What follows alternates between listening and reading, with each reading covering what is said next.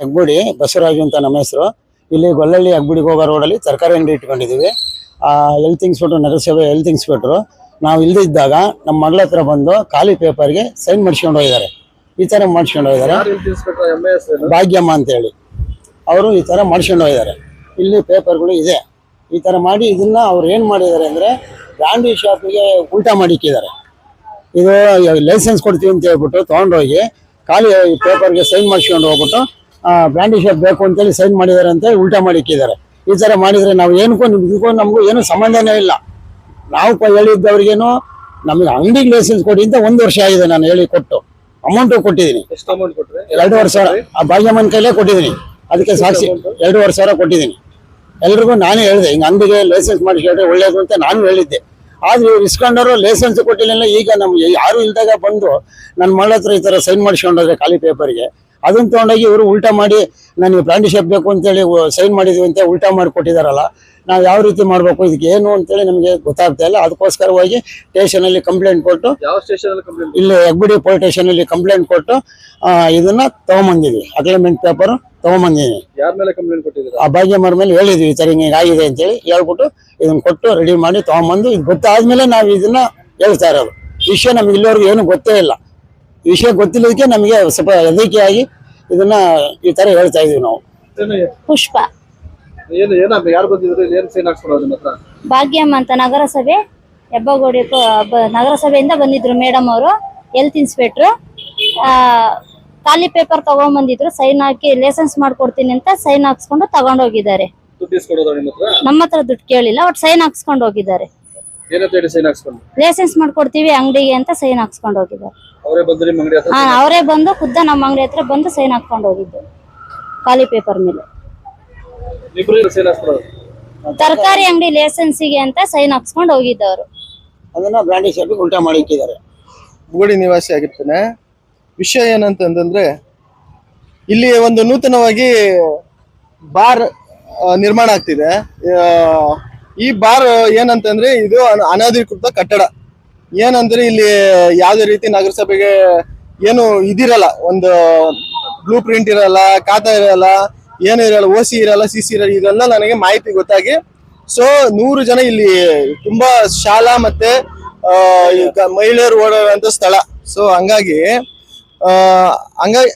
ಸ್ಥಳ ಇದು. ಹಂಗಾಗಿ ಏನಾಗಿದೆ ಅಂದ್ರೆ ನಾವು ಇಲ್ಲಿ ಬಾರ್ ಇದೆಲ್ಲ ತೆಗಿಬಾರ್ದು ಅಂತ ಹೇಳಿ ಒಂದು ಅರ್ಜಿನ ಕೊಟ್ಟಿರ್ತೀವಿ. ಆ ಅರ್ಜಿ ಪ್ರಕಾರ 100 ಜನ ಸೈನ್ ಹಾಕಿ ನಾವು ಕೊಟ್ಟಿರ್ತೀವಿ. ಅದ್ರ ಪ್ರಕಾರ ಸಂದೇಶ್ ಅವರು, ಕೋಲಾರ ಸಂದೇಶ್ ಅವರು ಇಲ್ಲಿ ಬಂದಿದ್ರು. ಬಂದು ಅದು ಹೇಳಿ ಏನು ನಗರಸಭೆ ಆಯುಕ್ತರಿಗೆ ಹೇಳಿದ್ದಾರೆ. ಹಂಗಾಗಿ ಅದು ಇವಾಗ ಅದು ಯಾವ ಸ್ಥಿತಿಯಲ್ಲಿ ಇದೆ ನನಗೆ ಗೊತ್ತಿಲ್ಲ. ತಾತ್ಕಾಲಿಕವಾಗಿ ನಿಲ್ಸಿದ್ದಾರೆ. ಸೊ ನೆಕ್ಸ್ಟ್ ಏನಂತಂದ್ರೆ ನಾನು ಯಾವ ತರ ನೀವು ಬಾರ್ ಲೈಸೆನ್ಸ್ ಕೊಡ್ತೀರಾ ಅಂತ ಹೇಳಿ ಮಾಹಿತಿ ಹಕ್ಕಲ್ಲಿ ನಾನು ಕೇಳಿದೆ. ಸೊ ಕೇಳಿದಾಗ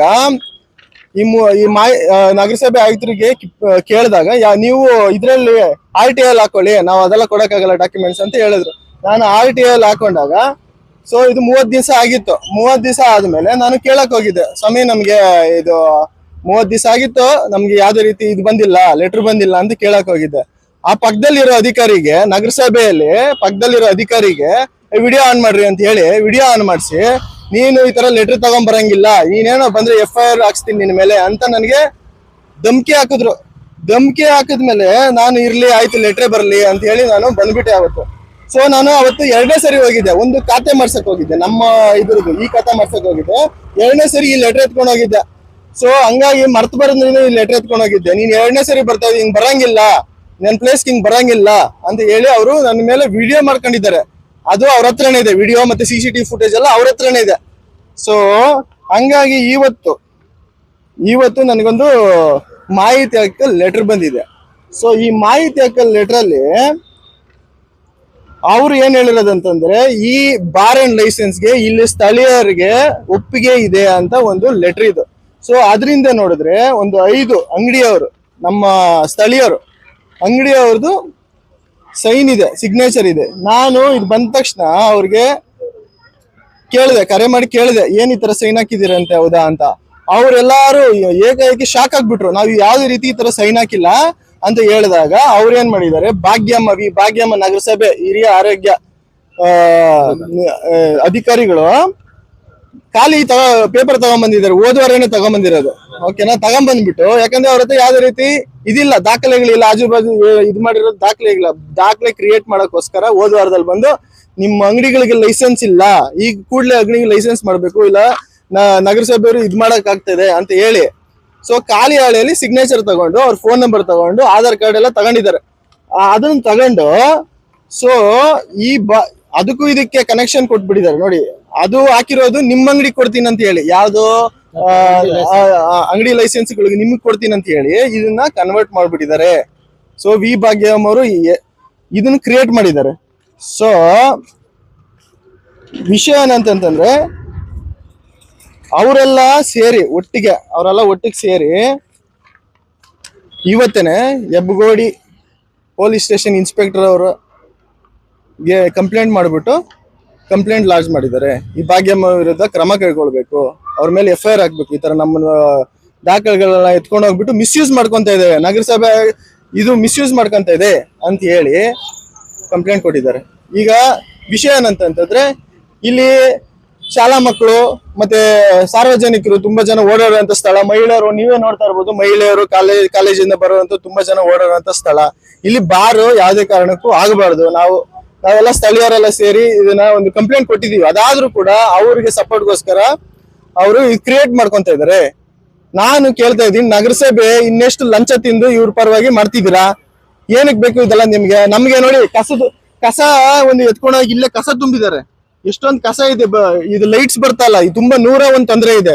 ಮಳೆ ಬಂದ್ರೆ ಇದೆಲ್ಲ ನೀರು ತುಂಬ್ಕೊಂಡಿತ್ತೆ, ಡ್ರೈನೇಜ್ ಎಲ್ಲ ಮುಚ್ಚಿಕ್ಕಿದ್ದಾರೆ, ಏನೇನೋ 101 ಸಮಸ್ಯೆ ಇದೆ. ಅದನ್ನ ಬಿಟ್ಬಿಟ್ಟು ಅವರು ದುಡ್ಡು ಮಾಡಲು ಮುಂದಾಗಿದ್ದಾರೆ. ದುಡ್ಡು ಮಾಡಿ ಈ ತರ ಬಾರ್ಗಳವ್ರ ಹತ್ರ ದುಡ್ಡು ತಗೊಂಡು ಈ ತರ ಲೈಸೆನ್ಸ್ ಗಳೆಲ್ಲ ಕೊಟ್ಕೊಂಡು, ಅನಧಿಕೃತ ಲೈಸೆನ್ಸ್ ಎಲ್ಲ ಕೊಟ್ಕೊಂಡು ಮುಂದಾಗಿದ್ದಾರೆ. ಭಾಗ್ಯಮ್ಮ ಅಂತವ್ರು ಈ ಕೂಡಲೇ ಎಚ್ಚರಿಸ್ಕೋಬೇಕು.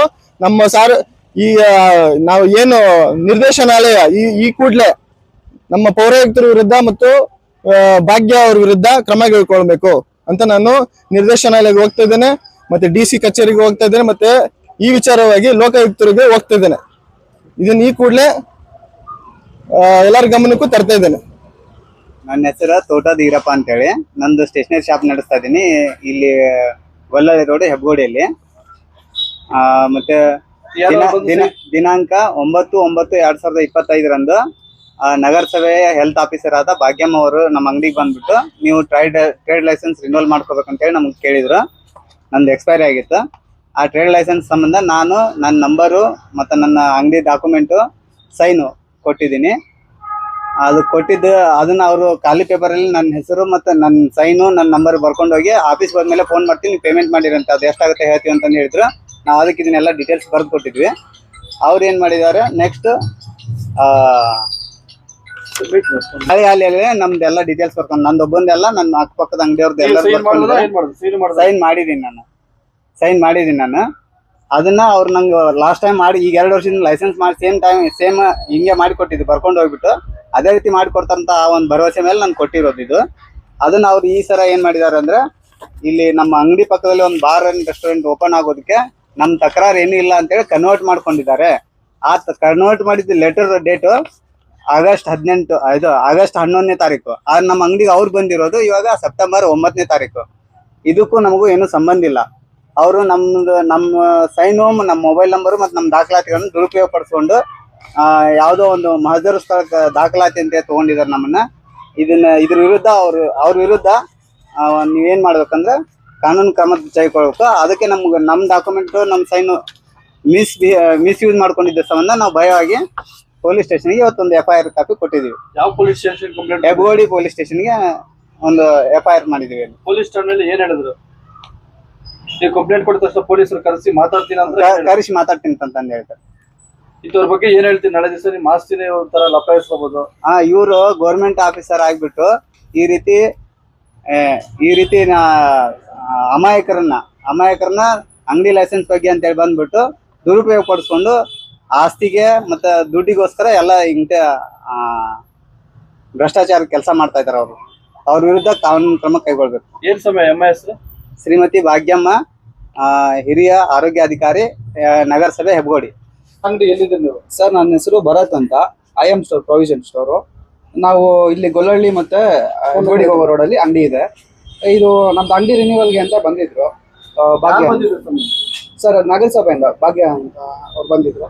ಬಂದ್ಮೇಲೆ ಅದೇ ಸೈನ್ ಅಂಗಡಿ ರಿನ್ಯೂವಲ್ ಡಾಕ್ಯುಮೆಂಟ್ ಬೇಕು ಅಂತ ಹೇಳಿದ್ರು. ರಿನ್ಯೂವಲ್ ಇನ್ನ ಮಾಡಿಸಿರ್ಲಿಲ್ಲ, ಓನರ್ ಊರಿಗೆ ಹೋಗಿದ್ದಾರೆ. ಹಾಗಾಗಿ ಸೇರಿ ಏನು ಹೇಳಿದ್ರು, ಅವರು ನಾವು ಡಾಕ್ಯುಮೆಂಟ್ಸ್ ಕೊಟ್ಟಿದ್ವಿ, ಬಟ್ ಅವ್ರಿನ್ನ ಲೇಟ್ ಆಗುತ್ತೆ, ಮತ್ತೆ ಬಂದ್ಬಿಟ್ಟು ಡಾಕ್ಯುಮೆಂಟ್ಸ್ ಕೊಡಿ ಅಂತ ಕೇಳಿದ್ರು. ನಾನು ಇಲ್ಲ ಮೇಡಮ್, ಊರಿಗೆ ಹೋಗಿದ್ದಾರೆ ಅವರು, ಬರೋದಕ್ಕೆ 1 ವಾರ 15 ದಿನ ಆಗುತ್ತೆ. ಸರಿ, ಓಕೆ, ಒಂದು ಡಾಕ್ಯುಮೆಂಟ್ ಕೊಡ್ತೀವಿ, ಡಾಕ್ಯುಮೆಂಟ್ ಮೇಲೆ ಸೈನ್ ಮಾಡಕ್ಕೆ ಹೇಳಿದ್ರು. ಏನ್ ಡಾಕ್ಯುಮೆಂಟ್ ಮೇಲೆ ಮಾಡಿಸ್ಕೊಂಡು ಸೈನ್? ಸರ್, ವೈಟ್ ಪೇಪರು, ಮಾಮೂಲಿ ಲೆಟರ್ ತರ ಇತ್ತು ಅಷ್ಟೇ. ಅದೇನು ಓದಕ್ಕೆ ನನಗೇನು ಟೈಮ್ ಕೊಡಲಿಲ್ಲ. ಸೈನ್ ಮಾಡಪ್ಪ ಸಾಕು ಅಂತ ಹೇಳಿದ್ರು ಅಂಗಡಿಗೋಸ್ಕರ. ಸರಿ ಅಂತ ಹೇಳ್ಬಿಟ್ಟು ನಾನು ಸೈನ್ ಮಾಡಿದೆ ಸರ್, ಅಷ್ಟೇ. ಖಾಲಿ ಪೇಪರ್ ಸೈನ್ ಮಾಡಿಸ್ಕೊಂಡ್ರು? ಹಾ ಏನಂತ ಹೇಳಿ ಸೈನ್ ಮಾಡಿಸ್ಕೊಂಡ್ರು? ಲೈಸೆನ್ಸ್? ಸರ್, ಅದೇನೋ ಅಂಗಡಿ ಲೈಸೆನ್ಸ್ ಅಂತ ಹೇಳ್ಬಿಟ್ಟು ಸೈನ್ ಮಾಡಿಸ್ಕೊಂಡಿದೆ ಅಷ್ಟೇ, ರಿನ್ಯೂವಲ್ಗೆ ಅಂತ. ಆಮೇಲೆ ಕೇಳಿದೆ ಏನಕ್ಕೆ ಅಂತ, ಇಲ್ಲಪ್ಪ ನಾರ್ಮಲ್ ಒಂದು ಸೈನ್ ಮಾಡಬೇಕು ಅಂತ ಹೇಳಿದ್ರು ಅಷ್ಟೇ. ಅಂಗಡಿ ರಿನ್ಯೂವಲ್ಗೆ ಏನೋ ಪೇಪರ್ ಬೇಕು, ಇಲ್ಲ ಸೈನ್ ಮಾಡಿ, ಎಲ್ಲರೂ ಸೈನ್ ಮಾಡಿದ್ದಾರೆ, ಪಕ್ಕದ ಅಂಗಡಿಯವರು, ನೀವು ಸೈನ್ ಮಾಡಿ ಅಂತ ಹೇಳಿದ್ರು. ನಾನು ಸೈನ್ ಮಾಡಿದ್ದೀನಿ ಅಷ್ಟೇ. ಈಗ ಪೊಲೀಸ್ ಸ್ಟೇಷನ್ ಅಲ್ಲಿ ಕಂಪ್ಲೇಂಟ್ ಕೊಟ್ಟಿದ್ರಂತ, ನೀವು ಏನಾಯ್ತು ಅದು? ಸರ್, ಅದು FIR ಕಾಪಿ ಕೊಟ್ಟಿರ್ಬೇಕೇನೋ ಸರ್. ಅಲ್ಲ, ಅಮ್ಮ ಏನ್ ಮಾಡ್ಕೊಂಡಿದ್ರು? ನಿಮ್ಮ ಸೈನ್ ಹಾಕ್ಸ್ಕೊಂಡು ಬಾರ್ಗೆನ ಲೈಸೆನ್ಸ್ ಮಾಡಿದ್ರು? ಸರ್, ನಮ್ಗೆ ಅದಕ್ಕೆ ಅಂತ ಗೊತ್ತಿಲ್ಲ ಸರ್, ಸೈನ್ ಮಾಡಕ್ಕೆ ಹೇಳಿದ್ರು, ಸೈನ್ ಮಾಡಿದ್ದೀವಿ ಅಷ್ಟೇ.